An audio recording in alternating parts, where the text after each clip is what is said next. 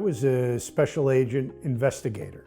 So I would team with other policemen or other special agents from other agencies to go in and identify the people that were causing the problems, identify the organizations, and then take them out in any way we could. Where the cocaine was where the violence was.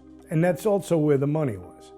You know, a kilo of pot and a kilo of cocaine, the value differences are astronomical. We're also dealing with limited assets. There weren't as many federal agents or policemen in the world in the 80s as there is now. So we had to prioritize our business. One of the most critical duties that we faced upon taking office was controlling the influx of illegal drugs into this country. The South Florida Task Force, which we established under the leadership of Vice President George Bush, has, in the opinion of virtually all knowledgeable observers, been highly successful in slowing the illegal flow of drugs into the United States. I remember a case with the agents were watching this guy put bags of money into a car, and they followed him to the bank.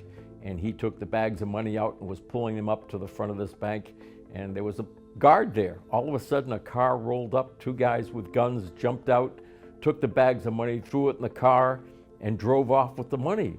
Well, the bank guard came running up and said, "You want me to call the cops?" And he said, No, don't call the cops. And he took off. I mean, you know, it was that sort of thing.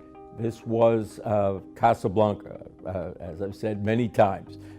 This town was full of spies, arms dealers, narcotics traffickers, petty thieves, and it was the fraud capital of the world. No operation ever really takes anything out at first wipe. The first time you'll go through it, you'll assess the threat and take out, you attend to the fires that you can take out.